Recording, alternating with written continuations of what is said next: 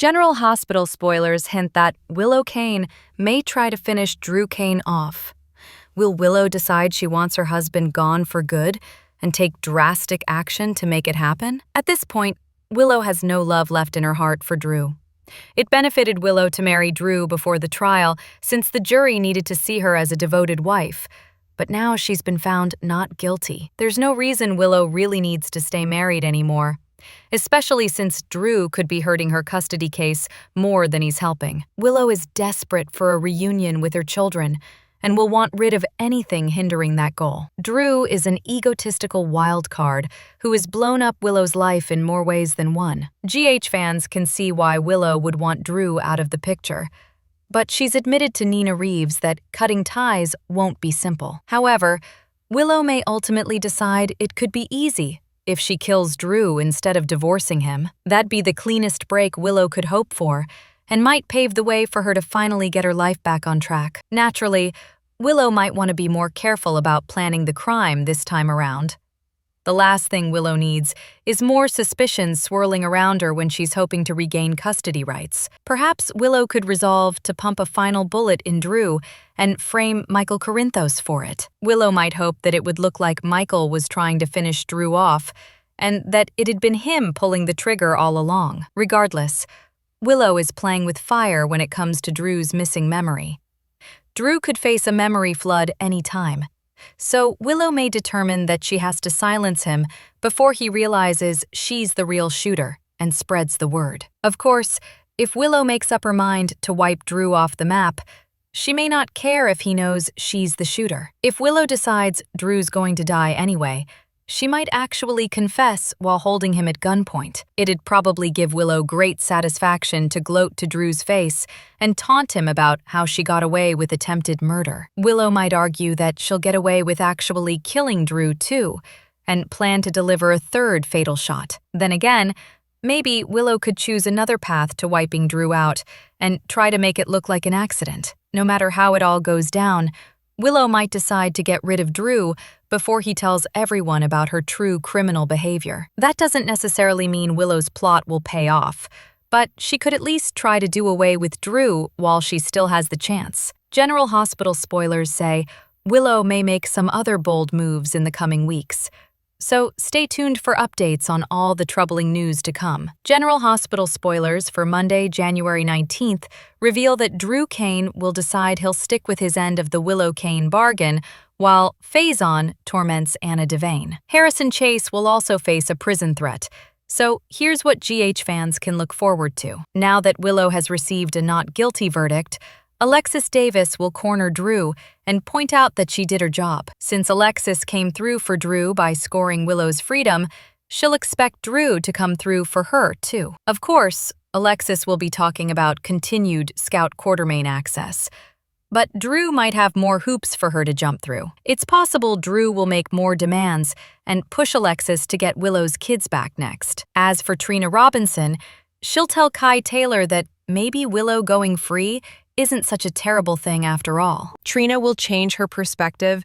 and share why she now feels this way in Monday's GH episode. In the meantime, ADA Justine Turner will warn that Chase may be the one who ends up in prison thanks to his interference in Willow's case. Over with Sonny Corinthos, he'll make a promise to Michael Corinthos after hearing jury updates. Sonny will vow to make sure Michael doesn't go down for Drew's shooting following Willow's acquittal. In captivity, Anna will face more manipulation. Although Anna got the phlebotomy she needed, she's also receiving another type of treatment that's causing paranoia and hallucinations. Anna imagined Liesl Obrecht was playing nurse, and now believes Caesar Faison is talking to her through the speaker system. The trouble will continue in Monday's show, as Pascal keeps messing with Anna's head. Faison will tell Anna that she could never be rid of him, but it'll obviously just be Pascal pulling off a gaslighting plot. General Hospital spoilers say Anna will be terrified anyway, due to whatever drug she's being given. So stick with us for all the alarming news ahead in this storyline. For a long time, the signs were there. Subtle, easy to dismiss, and often softened by Willow's calm voice and gentle demeanor. But now, General Hospital is no longer hiding what has been slowly unfolding in plain sight. Willow Tate is finally being revealed, and the portrait is far darker than many viewers ever expected. The recent revelations make it impossible to ignore the parallels between Willow and her late twin, Nell Benson. Where Nell was explosive, impulsive, and openly manipulative, Willow operates quietly. She does not scream or threaten. She controls through guilt, silence, and emotional withdrawal. That distinction does not make her safer. In many ways, it makes her more dangerous. Willow's upbringing plays a crucial role in understanding her behavior. Raised by Harmony Miller in a cult, Willow was taught obedience, submission, and distorted ideas about authority and devotion. She learned early that survival meant attaching herself to someone stronger, someone who would make decisions for her. That pattern followed her into adulthood, shaping her relationships with men like Shiloh Archer, and later, Drew Kane. Much like she did with Shiloh, Willow allowed Drew to assume control over her life, framing it as protection rather than domination. And when that control slipped, her response was not freedom, it was retaliation. The shooting of Drew was not an isolated act of desperation. It was the culmination of years of unaddressed psychological fractures. Her dependence on Michael Corinthos mirrors another troubling pattern. Willow does not simply want love. She wants certainty, loyalty, and control. Michael has often served as her emotional anchor, her shield, and her moral justification. When that bond is threatened, Willow does not negotiate. She tightens her grip. The most chilling aspect of Willow's arc is how she frames her actions as righteousness. She believes she knows what is best for everyone, especially when it comes to motherhood. Like Nell before her, Willow treats children not just as people to love, but as extensions of herself. Any perceived threat to that role triggers fear, anger, and manipulation disguised as concern. This behavior echoes strongly in her relationship with Nina Reeves. Willow claims forgiveness, yet uses access to children as leverage. She presents herself as the bigger person, while quietly punishing Nina for past sins. It is emotional control masked as moral superiority, a tactic Nell mastered long ago. The writers have been meticulous in this slow transformation. Willow did not snap overnight. Her descent has been gradual, built through small choices that were repeatedly excused by trauma, illness, and victimhood. Each time she crossed a line, the people around her sympathized instead of confronting her. Accountability never came, and so the behavior escalated. What makes this storyline especially unsettling is its realism. Willow is not a caricature villain.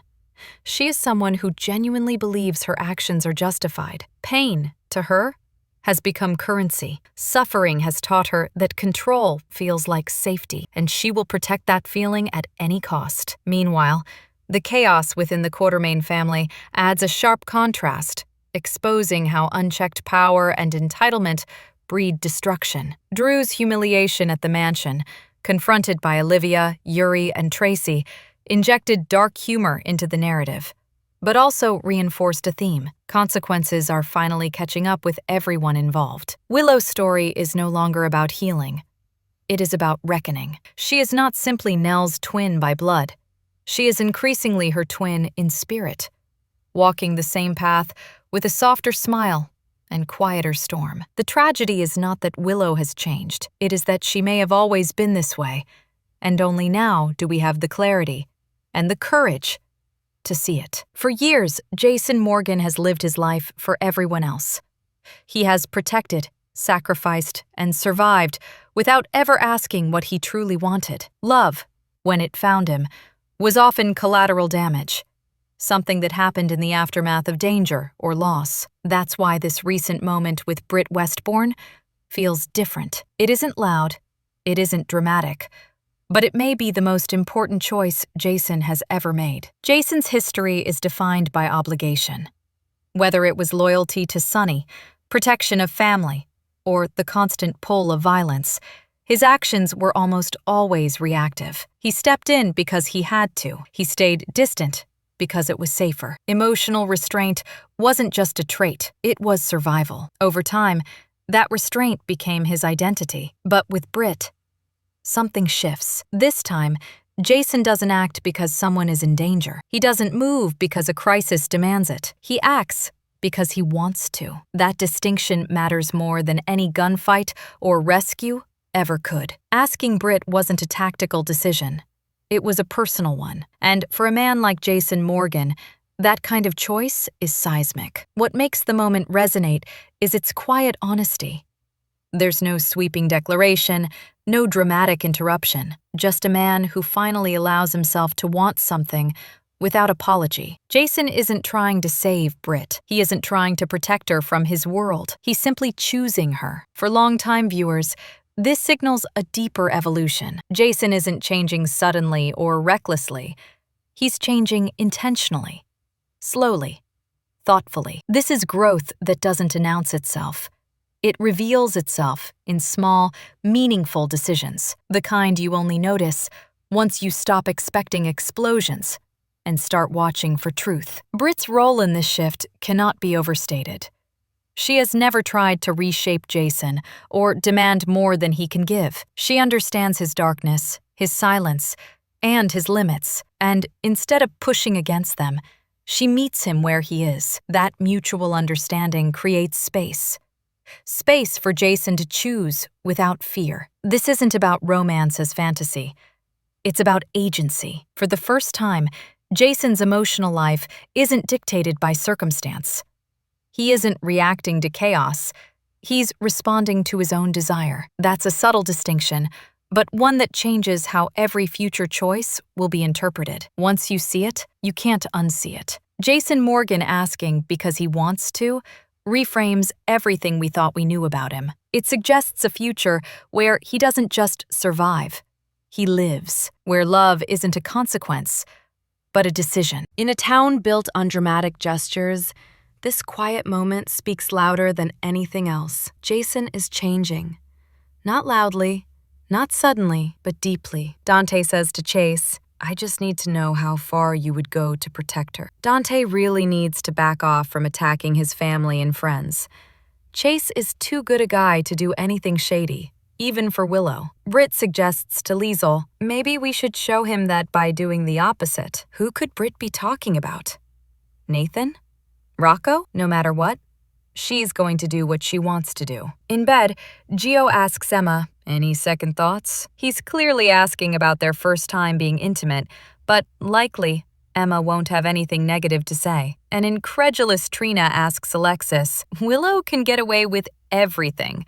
How is that justice? The advanced teasers state that Alexis explains her actions. Hopefully, her subtle sign to the jury sways them into a mistrial.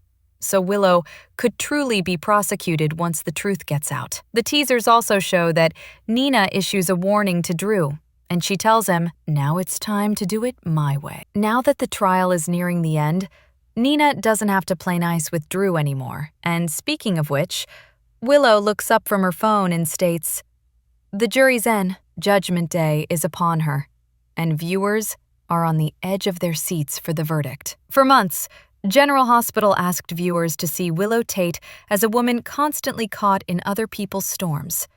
A gentle presence swept along by tragedy, loyalty, and impossible choices. But now the show is doing something far more provocative. It's forcing Port Charles to look back and admit the truth was always there, not in one dramatic outburst, not in one villainous monologue. And as the walls close in around the Drew Kane shooting, the custody wars, and the Quartermain chaos, the narrative isn't whispering anymore.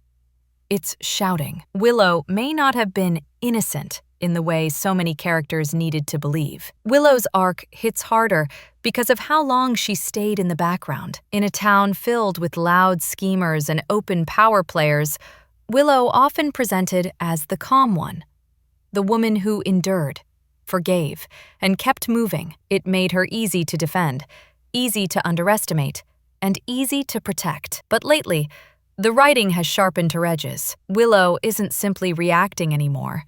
She's directing. She's not merely surviving a crisis, she's shaping the narrative around it. And once a character crosses that line, Port Charles starts to reframe everything they thought they knew, because the most dangerous manipulation is rarely the kind that arrives with a smirk. Sometimes it arrives with a soft voice, a convincing tear, and a moral justification that sounds almost noble. The story also deepens Willow's psychology by pulling at the roots of who she is and how she learned to cope. Willow's early life under Harmony Miller and the cult influence left her with a warped blueprint for love, obedience, and identity. In many ways, she was taught to survive by attaching herself to someone stronger, someone who could lead, decide, protect. That's why the show keeps drawing parallels between Willow's past and her present. Whether it was David Shiloh Archer once exerting control over her world, or the more recent dynamic with Drew Kane, the theme remains unsettling. Willow has a history of handing power to men, until the moment she quietly takes it back in her own way. And when Willow feels threatened, truly threatened, she doesn't always fight loudly. She tightens her grip. She closes doors.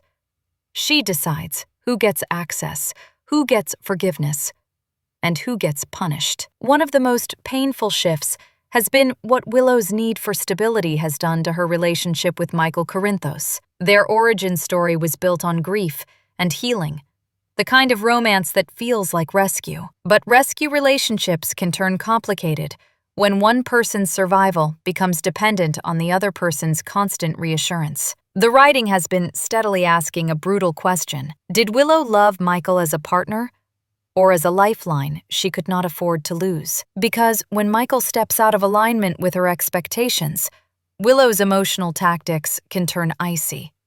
She withdraws. She reframes. She positions herself as the wounded party. And the people around her, trained by years of her good girl image, rush to comfort her instead of questioning what's really happening. If viewers are looking for the proof that Willow's darkness didn't appear overnight, many point back to the incident involving baby Daisy Corinthos Gilmore, the terrifying violation of a child's safety that seemed designed to rattle Sasha Gilmore to her core. A stranger in the house. A baby moved. Clothing changed. A mother left spiraling in panic. Within the story's logic, the implication is chilling. It wasn't just chaos. It was strategy. And if Willow was truly behind it, as the rumor mill suggests, it speaks to something deeper than a mistake. It suggests a willingness to weaponize fear to remove an obstacle. That's what makes the supposed proof feel so loud now. Not because Willow suddenly became someone else, but because the show is letting the audience connect the dots. While Willow's trial-driven tension tightens the show's atmosphere, General Hospital delivered an unforgettable tonal twist through the Quartermain household, a sequence that fans immediately labeled classic Port Charles chaos. Drew shows up at the Quartermain home already limping into conflict, and the family's anger erupts like a long-simmering feud finally boiling over. Yuri, fiercely loyal and visibly fed up, removes Drew's cane as if reclaiming the house itself. Tracy adds razor-sharp fuel with a line that instantly became the scene's comic signature, asking Yuri if he has his taser. And then comes Olivia, Bensonhurst energy activated, descending with one of Edward's guns, aiming it at Drew in a moment that's as outrageous as it is cathartic. The scene lands not because it's violent, but because it's theatrical. It's the Quartermains doing what they do best, turning moral outrage into operatic spectacle. Even Chase, restricted and sidelined, delivers the kind of shrugging detachment that tells Drew, "You're on your own." In a week packed with betrayal and courtroom dread, that chaotic burst of humor reminded fans why the Quartermains remain one of the show's most reliable engines. When they explode, they do it with style. One of the most striking lines in the discourse around Willow is the repeated insistence, especially from Michael, that Willow isn't who people think she is. For a long time, that sentiment sounded like trauma talking, like a man trying to make sense of an imploding marriage. Now, it plays like foreshadowing, because the show is presenting Willow as someone who doesn't merely want love, she wants certainty, control, loyalty that cannot be negotiated, a family system that bends around her emotional gravity. When she's challenged, she doesn't always lash out. She becomes colder, more defensive, more convinced that she is right, and that anyone opposing her is cruel, unfair, or disloyal. That doesn't make her a cartoon villain. It makes her complicated. It makes her human. And it makes her, in Port Charles terms, dangerous. The most effective twist here is that the proof isn't a single smoking gun moment. It's the accumulation of behavior. Secrecy justified as protection, possessiveness framed as motherhood, manipulation disguised as pain. This is why viewers are increasingly comparing Willow to the legacy of Nell Benson. Not as an identical mirror, but as a thematic echo. Where Nell was confrontational and overt, Willow can be subtle and emotionally strategic. Where Nell demanded power, Willow can make people hand it to her by appealing to guilt, sympathy, and moral superiority. And if the show is indeed positioning Willow as someone who was never innocent, then the coming fallout won't just be legal. It will be relational. Because once Port Charles sees you clearly, you can't go back to being the person everyone wanted you to be. Even if Willow escapes the worst legal consequences, General Hospital is leaning into a darker, more compelling truth. Legal outcomes don't erase emotional wreckage. If the people closest to Willow begin to believe she crossed lines, whether in the shooting, the manipulation, or the custody tactics, then her real punishment may come from within her own world. A marriage collapsing under mistrust, allies pulling away, a custody battle turning vicious, a public image shattering. No more denial means no more protection. And as Port Charles replays every red flag it once dismissed, the question becomes unavoidable. When the proof finally lands, will Willow fight for redemption or double down on the version of herself she's been carefully hiding all along? Subscribe for more.